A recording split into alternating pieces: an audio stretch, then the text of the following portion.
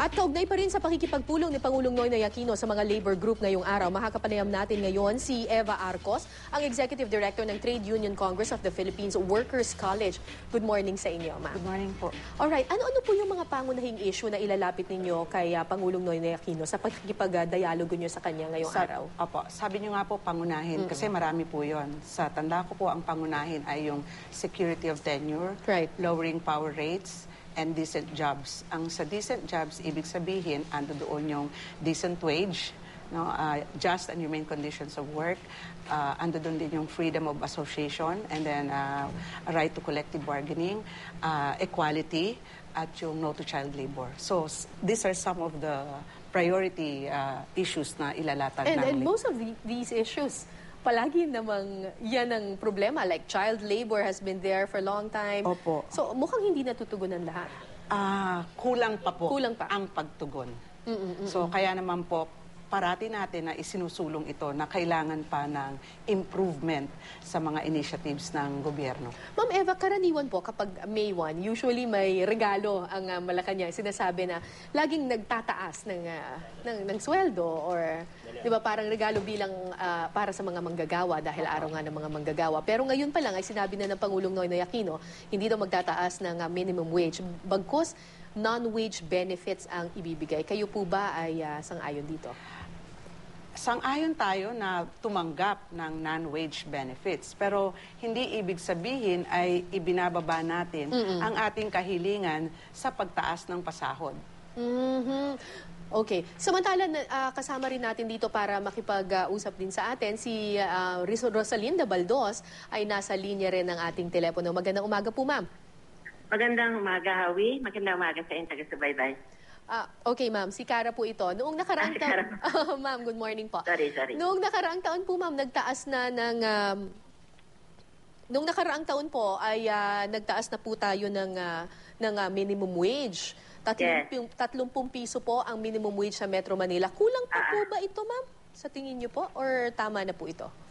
Actually, ang sistema ng minimum wage, talagang kung may petition, nare-review yan on a yearly basis. So may petition ng PUCP, but it will have to wait hanggang June 3, which is the anniversary date of the wage order. So ang kanila namang kinukonsidera dyan, basically inflation rate. Kasi yung lost purchasing power nung iginarant nung last year, at least nire-restore naman nila yon. So minomonitor nila ang economic indicator on inflation at nakakaroon ng public hearing kasi ipapublish ng petition 15 days in newspaper of daily circulation para mas maraming makapag-participate sa pagkakrap ng minimum wage order kung kailangan. So hindi natin masasabi na sufisyente kasi depende. Naririnig natin sa ibang sektor na kulang. Ang tawag nga ay starvation wage. Pero ang prinsipyo ng minimum wage ay it has to be, under the present system, it has to be a little over the poverty income threshold for a family of 5. At dito sa NCR, mga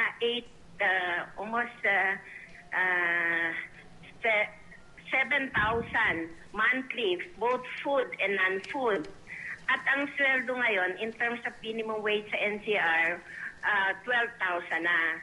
So, hindi naman talaga, ako personally, I would not say na starvation wage yung NCR minimum wage, which is the current minimum wage. Kasi po ang sinasabi po nila, tuloy-tuloy po yung pagtataas ng iba't ibang produkto. Hindi pa ba it's about time na magtaas din ng sweldo ng mga manggagawa?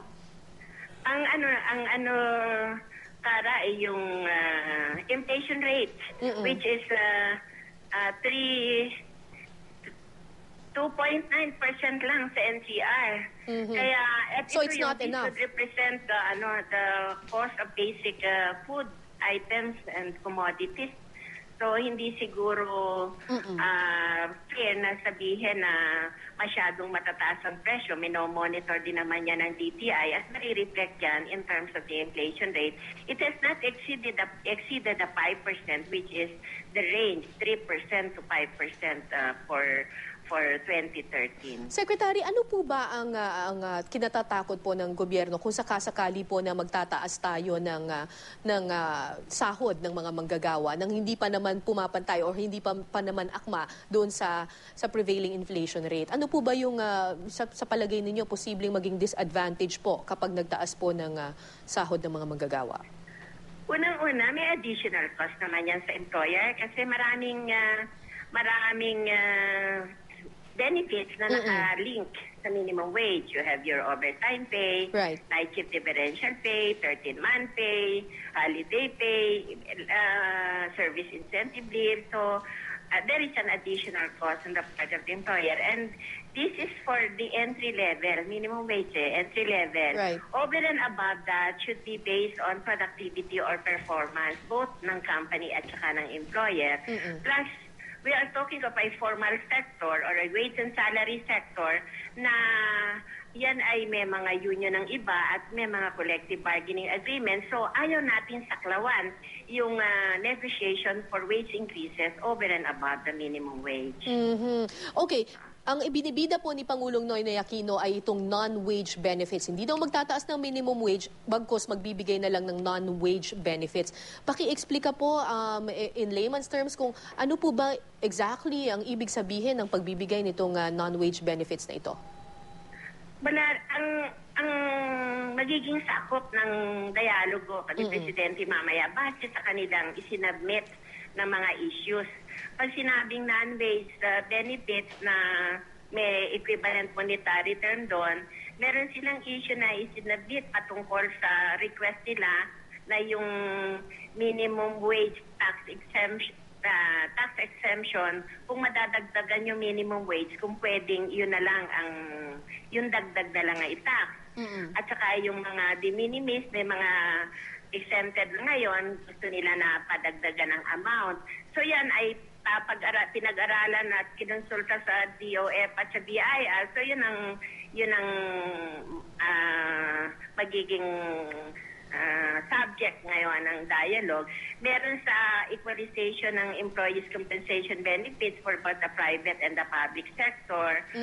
May request din sila doon sa pag-i-increase ng premium ng SSS at may corresponding SSS benefits. So, marami yung magiging subject sa dialogue at yan ay recommendation na isinabit sa mga concerned government agencies. So, hindi, I don't want to preempt any announcement on that kasi ang iba naman yan ay sakop ng batas.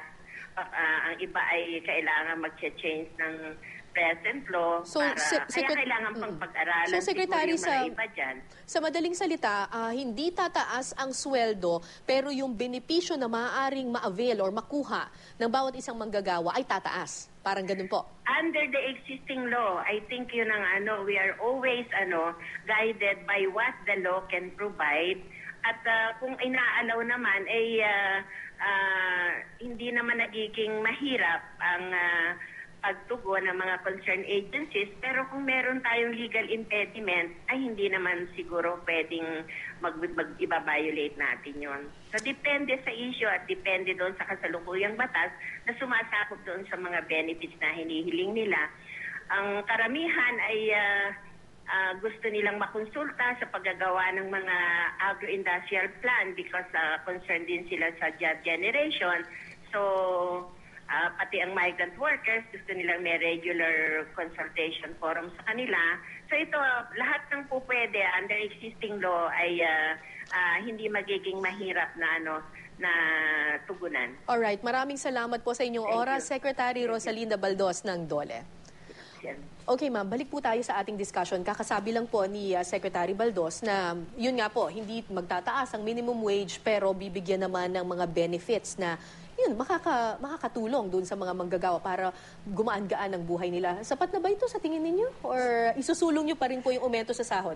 As I said earlier, isusulong pa rin namin ang paghingi ng pagtaas ng pasahod ng minimum wages. Salamat sa non-wage benefits. Ito rin naman, both wage and non-wage benefits ay sinabi niya nga, merong mga provision sa batas na karapatan naman ng mga manggagawa na hingiin.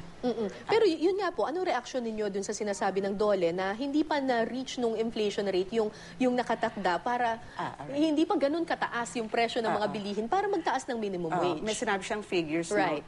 no? Kasi ang Consumer Price Index and even ang inflation rates, we talk about averages. So, ibig sabihin, merong mataas, merong mababa. So, hindi ibig sabihin, and then meron kang sampling. Kasi pag bumaba yan, iba naman yung nararanasan doon sa baba, lalo na yung may hawak ng kanilang take-home pay.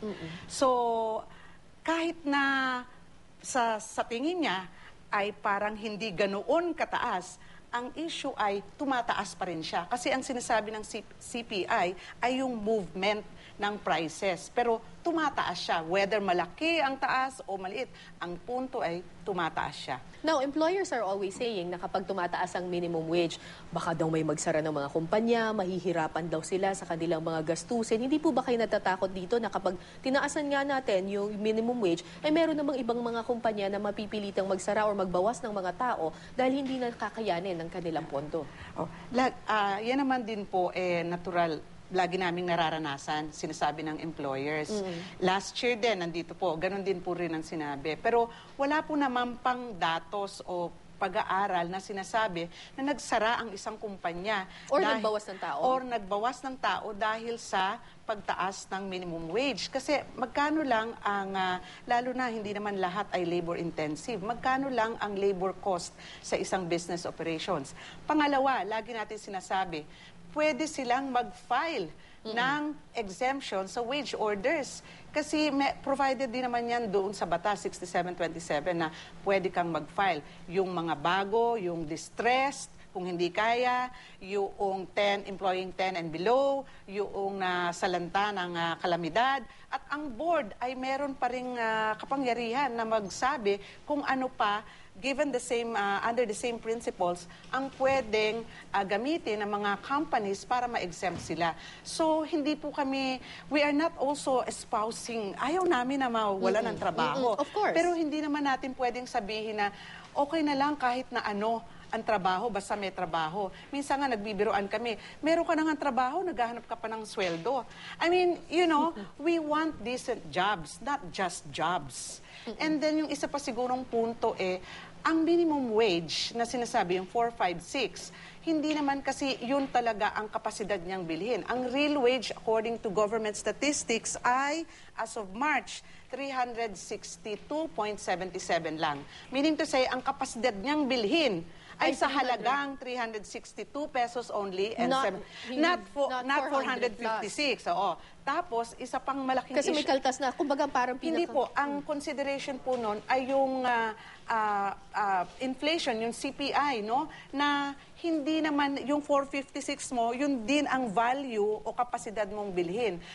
Ang isa pang punto, ang pangalawa ay hindi naman naiuuwi ng manggagawa lahat yung 456 na yan. Sapagkat merong legally mandated deductions din, mga contributions, Right. SSS, PhilHealth, Pag-ibig, and then meron ding taxes. So, ang take-home niya mas mababa pa talaga. ang daily take-home pay sa aming computation is 384 pesos and 69 centavos. At masyado po yung mababa para mabuhay ng... Ang capacity niyan ay 306 pesos lang.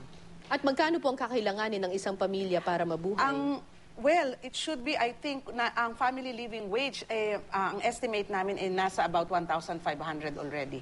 Kasi last time, 2009, ang family living wage ng government statistics ay nasa 900 plus. 2030 na po ngayon. So kulang na kulang sa Kulang na palagay kulang niyo. po. So kailangan natin dagdagan para mamuhay kami ng disente. Alright, maraming salamat po Eva Arcos, Executive Director ng Trade Union Congress of the Philippines Workers College. Salamat po.